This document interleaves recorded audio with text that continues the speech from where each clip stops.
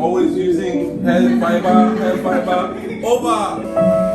First time that you kissed me, Hi, how are you? all this by the time Guys, here we go. I know I've kept you waiting for too long, but it's finally here. Guys, this is the results of my hair transplant after 8 months. This is a video that I've actually been contemplating on whether to do it or not, but I guess I finally decided to do it because I just felt that a lot of people, because I had put it out there, I kind of owed people, you know, an update. So 8 months of visiting Istanbul, Turkey, to get my hairline back in shape. Where do I start from? Right, guys, so my name is Harold Amenyah. I'm an actor, a creator, and a TV and event host based in Accra, Ghana. This is obviously a channel for my wife and I, but on this episode I take charge because it's all about my hair. 8 months ago, I decided to take a very bold step, you know, just go all the way to Istanbul, Turkey to get a hair transplant. Now, I get it. When I did this and I put it out, a lot of people didn't think I needed it. And on today's episode, maybe we would have to do a part 2 because I don't know, depending on how the conversation goes, we might do a part 2. So a lot of people thought I didn't need it because I had concealed my receding hairline for the most of the time, okay, for the most part of my life. People thought I didn't need it, and I'll show you how I used to hide it. Not die or anything like that. I'll get into all of that. So I did my hair transplant at a hospital called Reel of Hair. You can check them out on Instagram at Reel of Hair. So I'll drop their handle in this video so that you can check them out. So I took the bold step. We went through the process. First of all, after I reached out to them and we spoke, I told them about my condition and what I wanted to do, and then we exchanged contacts, and then we moved the conversation from Instagram to WhatsApp. Okay, where we did a video call. Okay, so before we did a video call, they actually asked me to take pictures of my hair, the front and the back. So they wanted to see where the hair loss was, and then they also wanted to see which part was the healthy region, because you know, during this video or later in this video, you would realize that they need a healthy part. So they need to export hair from the healthy part and import it into the unhealthy part. That's the losing area. And then they said, okay, my problem is not one of the major problems they have. We could go ahead and do it. And obviously, you know, they speak Turkish. I don't speak Turkish. I speak English. They don't speak English. So we needed a translator. So there was a 3-way video call that was done amongst myself, the hospital owner or doctor, and then the translator. They just told me that it was possible. They told me the number of follicles that they were going to transport from the back to the front, because my hair loss was just a receding hairline. I'm not bald. I wasn't getting bald, which means that my hairline was backtracking and all that. So they just gave me a bit of information. You know, they told me how long it was going to take for me to stay indoors and not have to go out and all that. They sent me an invitation. I went on, applied for my Turkish visa, which is a story for another day. I didn't know that Turkish visas were so hard to attain. Not hard to attain per se, but one, very expensive. My Turkish visa is one of the most expensive visas I have. I got my visa, I booked a flight, and then it was time for me to go. The team from Reel of Hair picked me up from the airport in a limousine, in a very fancy limousine with my translator and all that. We went to have breakfast. It was a very fine morning, and then to meet the doctor who was going to work on my hair. You know, they have this package where they give you the opportunity to also tour some of the tourist sites in Istanbul. So that was very great because it was my first time.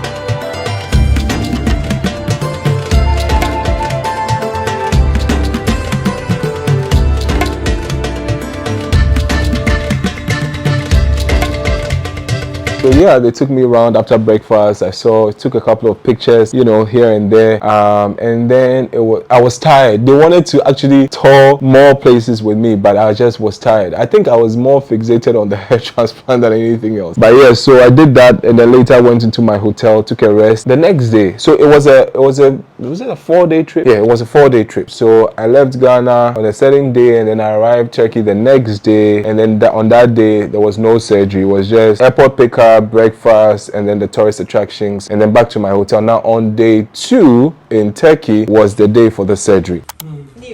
They picked me up from the hotel in the afternoon about 1 p.m., 2 p.m. thereabout. Had something to eat, and then, you know, it was time to go under the knife. This was something that I didn't see coming. But this surgery was actually the longest. For the record, I have not done any surgery apart from that one. So you can imagine, I've never had to lay on a table and get work done in any way. As if that wasn't enough, this was going to be a 7-hour journey. So I went into the consulting room. Before I went into the theater, you know, they got to draw my hair. They asked me how I wanted it, the shape I wanted it, and all that. They asked me if I wanted a perfect hairline. So a perfect hairline is one that you probably would not need a barber. If you ever needed a barber, it's just probably to cut your hair, but to shape your hair, no. It would be so perfect that you wouldn't need a barber. I opted for a natural look. So after that, it was time to go under the knife. So I said my prayers, and then I headed to the surgical room. Hi, how are you? You got me in the mood. It feels like I'm about to get screwed. My heart is easily misled. They say once you get older you regret. Head in the clouds, give me time. What is the harm? There's no crime. Out there, I throw myself out there, but not a care in the world. I'm a big girl with too much love. Prepare for warfare. So the whole thing is that obviously they're going to transport her from one side or one region to another. So they had to inject anesthesia into my scalp so that I don't feel the pain throughout the process. Trust me, that was one of the most painful things. I'm not one of those people that are scared of injections. I take injections like a man. But that kind of injection on the scalp, injection on your scalp is not the same as injection on your butt. I think about after 15 minutes it kicked in and I couldn't feel my scalp again. It felt so heavy, like I could no feeling. And then they started. There was a couple that did the process. It was a husband and a wife that worked on my hair. So before they started plucking, they actually shaved all of my hair. So I went bald and they started, you know, plucking the hair from the back, one after the other. I did about, is it 8,000? I'll check and I'll put the correct number of follicles that were exported in the video. I think 4,000 or 8,000 or something like that. I'll check. Were plucked. So imagine, you know, that happening one after the other for that long. This was a 7-hour journey. After you're done, you take a break. So I went on a 30-minute break after the plucking. Was it dinner or whatever? Because I didn't even know what time it was anymore. At that time, I had completely lost track. I was tired. When they finished plucking my hair, at the point I thought it was over. Then they now told me that no, they were now going to start the real thing, okay, by planting it. And then I laid this time on my back, and then they started planting all the hair that they had transported from their back into my front. The front one is even longer. The plucking doesn't take as long as the planting. Why? Because with the planting, they have to create the holes. It's very much like farming. You know how the farmers will have to dig before they put the seeds in there. The whole thing lasted for about 7.5 hours. We projected 7 hours, but it went beyond 7 hours. It was about 7.5 hours. When I finished, it was a good feeling. It's just like I have never had a child before, but I guess that's what the feeling is. Just like a mother going into the labor ward, going through all the pain and still, you know, coming out very happy because they have their baby. That's how I felt. I was so tired, and it came with rules, guys. So the doctor now told me that I couldn't sleep. So first of all, I was giving some treatment that you're going to use to wash your hair, you know, and all that. They'll give you painkillers. They'll give you something to kind of, you know, ease your pressure on your head because your head has been through hell, literally. And then they also gave me a pillow. They gave me what looked like the travel pillow, what you put around your neck. So that's what I was supposed to use to sleep that night. I couldn't lay on the proper pillows because obviously this side was sore. That night I didn't sleep on my bed. I slept in my couch in the hotel. Same way I'm sitting right now, that's the way. So I had the pillow, and then all I did was just to do this. My first night was one of the most difficult nights, but I felt that if I had come this far, then anything else was, you know, nothing. It was just a walk in the park. So I just took it like a man. The next morning, I spent one day after the surgery, one whole day in Turkey doing nothing, just indoors. I didn't move an inch. I was just supposed to relax and just recover. So that whole day, nothing, no visitations. I didn't go out of my hotel room that whole day, and I couldn't sleep on my bed. So on day 4, the team came to my hotel, and then they helped me take the bandage off, and then they helped me wash my hair for the very first time. And then, you know, I was ready to go back to Ghana. But I was ready to go back to Ghana, not to go and lay on my head. I was still supposed to use that pillow for about 3 nights. And then, when I came back to Ghana, it was a very great feeling to have done this, even though I had gone through so much pain. Of course, that's what I wanted. Once it was going to give me the results that I needed, I was in for it. I'm sure some people will be wondering, okay, so why did you do it in the first place? Sometimes it's really hard to keep on trying, even when you want to stop. You keep your spirits high and drown your soul. You can try and you can hide, but I see through your hurting. The first month post-transplant was the most difficult period in my life. I couldn't go out. I could only stay indoors because you can't expose your hair to the sun and all that. You just have to just be still. So when you finish the process, usually the hair will start growing. The transplanted hair will start growing, in like a baby hair. And you think that that's it. So I was excited. I thought, okay, cool. This thing is happening faster than I thought. I remember calling some friends of mine and telling them that, look, the progress is already progressing. Unknown to me, all that was going to shed off, literally. So that's what I was doing, indoors all the time. You can't sleep properly because you can't mess up the head. You just have to lay in one position most of the time, just so that you don't wreck it. I had to be indoors for at least 1 month, no physical exercise, so which means that I couldn't work out. So you're just eating and sleeping, and that for me, for an active person like me, that was very depressing. All I did was to eat, sleep, and watch TV. And then after 1 month, the hair started shedding off. Also, another level of frustration, because I thought that, okay, the baby hair that was growing was literally the results that I was seeing. Unknown to me, it was just all going to shed off. So all the baby hair started shedding off, and I started losing all the hair in my front. Not the hair that I already had. No, the transplanted hair started falling off. So it fell one after the other. But you don't see it falling. It falls in a very weird way. You don't see it falling, but you literally see it.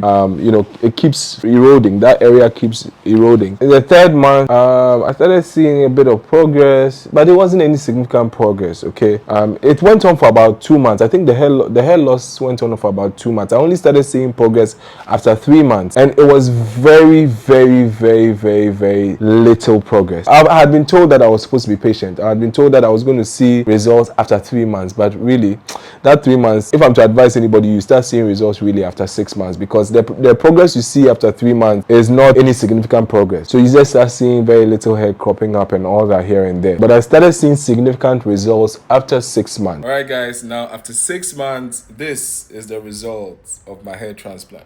Check it out. I thought, I had gone to do a hair transplant in September. I had done my calculations, and I thought, Charlie, I'll be ready for dirty December with my new hair. Lie. I got into March and my hair was still looking like it was looking. 6 months, I started seeing some results. I could now get a haircut. So one of the things that you can't do in your first 6 months is, you can't go under a machine. You can't use a hair clipper or a blade or anything like that to cut your hair. You can only use scissors to kind of trim it. But I didn't even bother. I didn't use any of that. I just stayed put. I just knew that I had to just go through the process and make sure I get the best of results. My baba was excited and all that, because my baba was one of the people that actually motivated me to go do it, because barbers always like their clients to look fresh. So anything that will enhance their work, they are for it. In the first 6 months, you feel like you've wasted your time and money, because the progress, like I said, is very, very, very insignificant. It's very tiny progress, little progress. But if you're patient, yes, you can have this. I'm just so excited. Now I comb my hair and I can't believe it. Like before, anytime I'm going for an event, I have to go to the barbers and use what we call hair fibers. So I'm not promoting hair fibers on this video, but yeah, I used to use a lot of hair fibers to kind of hide my receding hairline. Over and done with hair fibers. Now I can just shape my hair myself, because I've got clippers at home, and do my own thing. I'm not insecure about my hairline anymore. Very confident. My confidence is on 100 now. I did it for me, and that is even the more reason why people thought that I didn't need it, but I still went ahead to do it because I did it solely for me. So 9 months into the journey, the compliments I get in the streets is amazing. People don't compliment my hair per se, they compliment my look. I'm getting new people signing up and and saying that, oh, you look good, oh, you look good, oh, you look good, oh, you look good. And trust me, I know why. Anytime I get that compliment, you look good, I know why. It might not just be solely about my hairline, you know, being restored, but it's part of it, because trust me guys, your hair is really your crown. Like, if anybody lied to you that hair doesn't add to your beauty, they're kidding. As human beings in general, your hair is your crown. This definitely sums up my entire experience with a hair transplant with Wheel of Hair Istanbul, Turkey. I hope you've enjoyed watching this video. My name is Harold Amenyah. If you have any questions, just head to my Instagram, Harold Amenyah, HaroldAmenyah, or you can shoot me an email, just bookharold@gmail.com, and I'll be more than happy to answer all your questions. Until our next YouTube video, guys, it's been fun coming your way.